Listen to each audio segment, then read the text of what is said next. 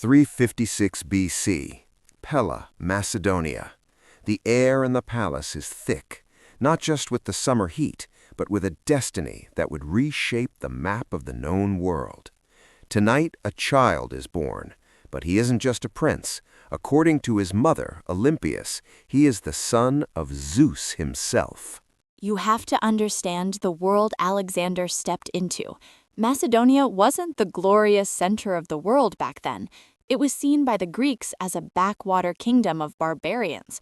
But his father, King Philip II, was changing that. He was forging the most terrifying war machine the world had ever seen. Alexander didn't just inherit a crown, he inherited a vision of total dominance. Imagine a young boy standing in the shadow of a giant. Every time Philip won a battle, young Alexander didn't cheer, he wept. He told his friends, "My father will conquer everything, leaving nothing great for me to do." This wasn't a child's tantrum, it was the first spark of a fire that would burn down empires. And that fire was fueled by the best minds of the age. Philip didn't just want a soldier, he wanted a philosopher king. So he hired Aristotle. Yes, that Aristotle. For 3 years in the quiet groves of Mysa, the man who mapped the logic of the universe taught the boy who would conquer it. Aristotle gave him a copy of Homer's Iliad. Alexander slept with it under his pillow, along with a dagger. To him, Achilles wasn't a myth. Achilles was the standard he had to surpass. The true turning point, however, came on a dusty training field. A trader brought a horse, a beast so wild and massive no one could mount it, Bucephalus. The king's best riders were thrown into the dirt one by one. Philip was ready to send the animal away, calling it useless. But 16-year-old Alexander noticed something the grown men missed. The horse wasn't mean, it was terrified of its own shadow. Alexander walked up, turned the horse towards the sun so it couldn't see the flickering darkness on the ground, and spoke softly. In an instant, he leaped onto its back. The crowd went silent as the boy galloped across the field, perfectly in control of the monster.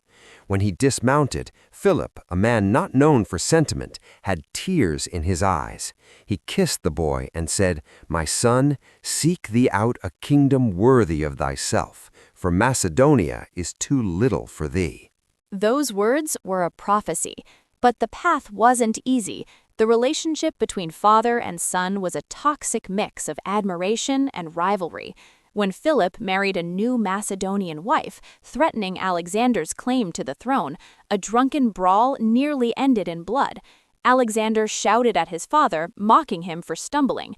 The rift was deep. Then came the daggers. 336 BC, at his daughter's wedding, Philip II is assassinated by his own bodyguard.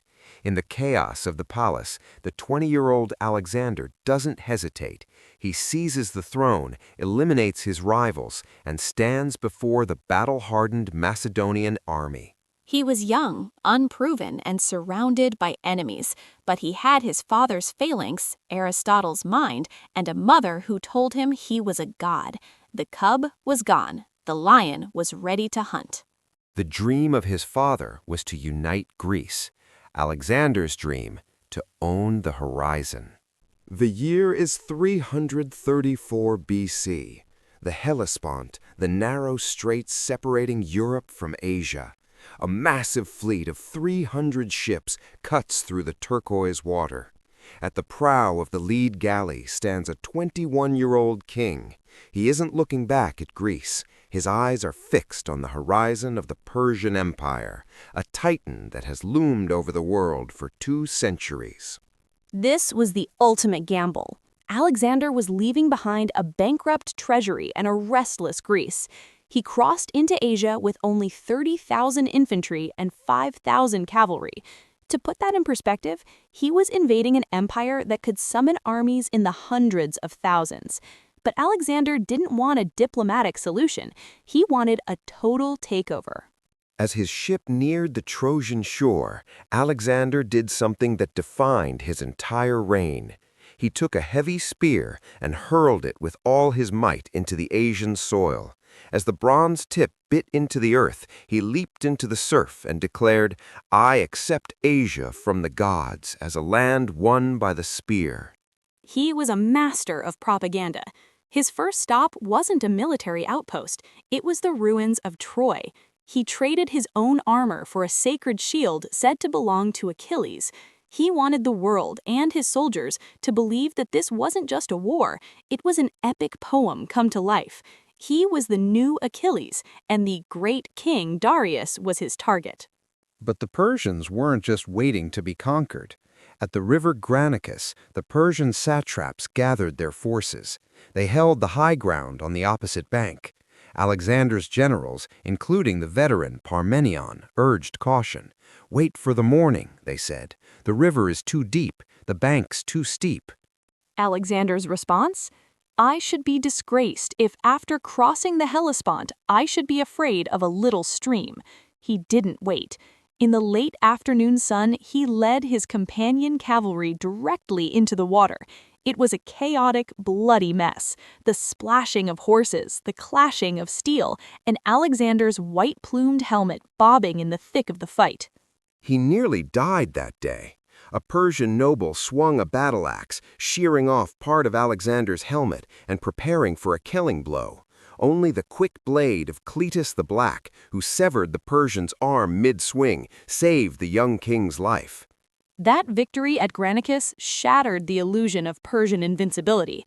From there, it was a lightning campaign down the coast. But then came Gordium. In the temple of Zeus, there was an ancient wagon tied with a knot of cornel bark so complex that no one could untie it. Legend said whoever unfastened the Gordian knot would rule all of Asia. A crowd of locals and soldiers gathered, watching the young king struggle with the tangled mess. For a moment, it seemed he was defeated by a simple rope. Then Alexander stepped back. "It makes no difference how they are loosed," he muttered. He drew his sword and with one violent stroke sliced the knot in half.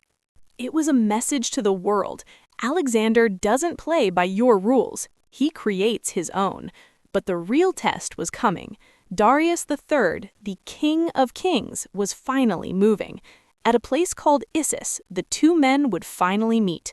The narrow coastal plain was about to become a slaughterhouse. Darius brought a mountain of men. Alexander brought a wall of spears. As the sun began to set over the Mediterranean, the world held its breath. The spear-won land was about to be baptized in blood. After the bloody victory at Issus, the path to the heart of Persia lay open. But Alexander didn't head for Babylon. Instead, he turned his gaze south toward the oldest civilization on earth, Egypt. To the Greeks, Egypt was a land of magic and mystery. To the Persians, it was a rebellious province. To Alexander, it was the place where he would stop being a king and start becoming a god. But first, he had to deal with Tyre. This wasn't just a city, it was an island fortress, half a mile out at sea, with walls 150 feet high. The Tyrians laughed at Alexander from their battlements. They thought they were untouchable. Alexander didn't have a navy that could match theirs, so he did the unthinkable. He built a land bridge, a massive mole through the sea to reach them. For 7 months, his men toiled under a rain of fire and stones. When the bridge finally reached the walls, the fury of the Macedonians was unleashed. Tyre fell. Gaza followed. By the time Alexander reached the gates of Egypt, the Persian governor simply handed him the keys. There was no battle. There was only a coronation. In Memphis, the Egyptian priests crowned him pharaoh. They gave him the double crown of Upper and Lower Egypt. But Alexander wanted more than a title. He wanted a sign. He led a small group of soldiers on a perilous 300-mile journey through the Sahara Desert to the oasis of Siwa, the home of the legendary Oracle of Ammon. The desert nearly claimed them. Their water ran out. The burning sun blinded them. Legend says a miraculous rain saved them, and 2 ravens flew ahead to guide them to the oasis. When Alexander finally reached the temple, he entered the inner sanctum alone. No one knows exactly what happened in that dark, silent room. But we know how he came out. The high priest greeted him not as a king, but as son of Ammon, the Egyptian equivalent of Zeus. From that moment on, Alexander's letters changed, his coins changed. He began to believe his own myth. He wasn't just Philip's son anymore, he was the son of a god. Before leaving Egypt, he stood on a strip of land between Lake Mareotis and the Mediterranean. He took a handful of grain and traced the outlines of a city on the sand, Alexandria. It would become the greatest center of learning in the ancient world, a bridge between East and West that would outlive him by centuries. While in Egypt, Alexander also reflected on his solution at Gordium. People often think the Gordian knot story is just about being aggressive, but it represents his entire philosophy. When the world presents you with an impossible puzzle, don't try to solve it by the old rules. Create a new reality. With the crown of Pharaoh on his head and the blessing of the oracle in his heart, Alexander turned his back on the Nile. The impossible was now behind him. To the north and east, Darius III was gathering 1,000,000 men for one final stand. The son of Zeus was coming for the throne of Asia. October 331 BC. The dusty plains of Gaugamela. This is the moment everything has been building toward. On one side, King Darius III has gathered the full might of the Persian Empire. Chariots with scythes on their wheels, war elephants, and a sea of soldiers that stretches beyond the horizon. On the other side stands Alexander, vastly outnumbered, but fueled by a cold, calculated ambition. The night before the battle, Alexander's generals were terrified. Parmenions suggested a night attack, hoping the darkness would hide their small numbers.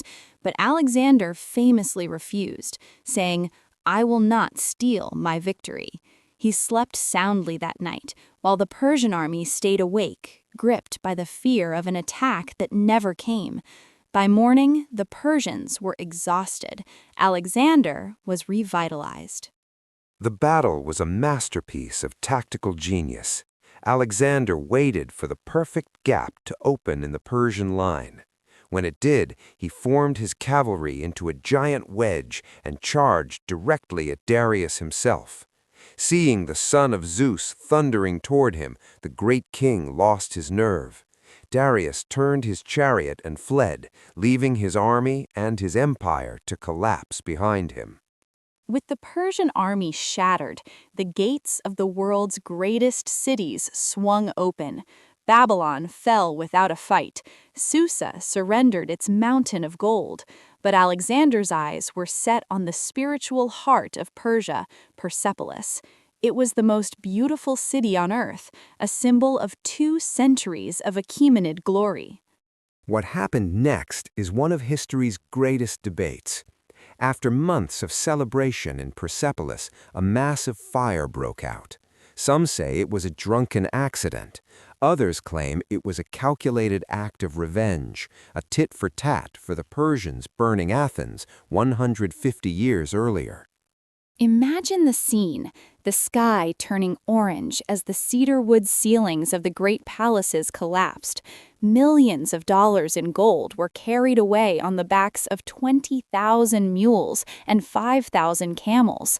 The ritual center of an empire was reduced to ash in a single night. Alexander was no longer just a king of Greeks or a pharaoh of Egypt. He was the Kyrios, the master of the world. But the crown sat heavy. Alexander began to dress in Persian silks. He demanded his soldiers practice proskynesis, the Persian custom of bowing to the ground. To his Macedonian veterans, this was blasphemy.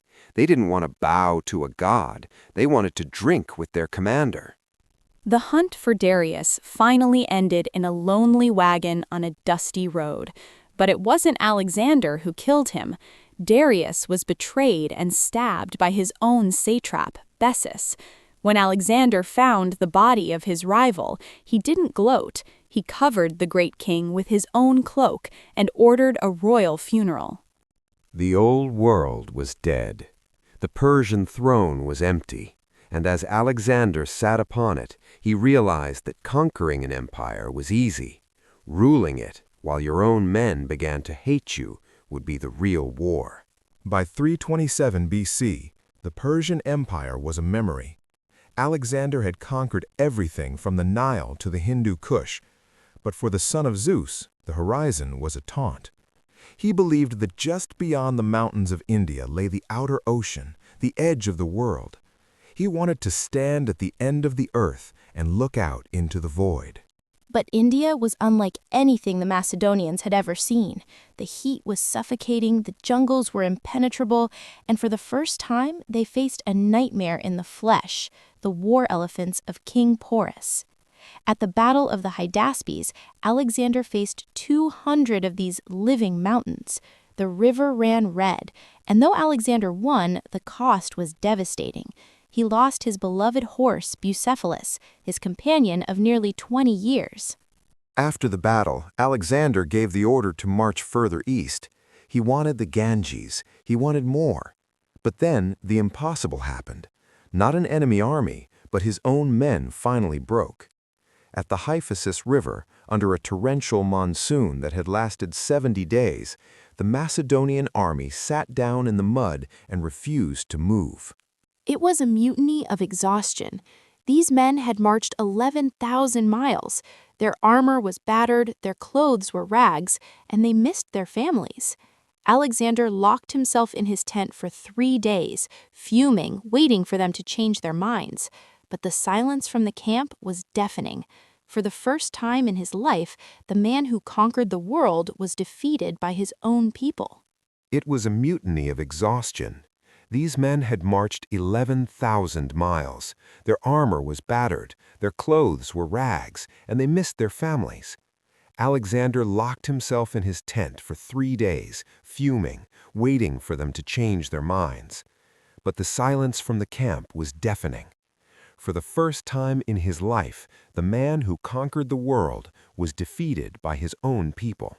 He finally returned to Babylon in 323 BC. He was only 32 years old, but he was a ghost of his former self. He began planning an invasion of Arabia, but fate had other plans. During a long, wine-soaked banquet, he was struck by a mysterious fever. As he lay on his deathbed, unable to speak, his generals gathered around him, desperate. They asked, "To whom do you leave your kingdom?" Alexander whispered his final 3 words, "Kratistos," to the strongest. Alexander whispered his final 3 words, Kratistos, to the strongest.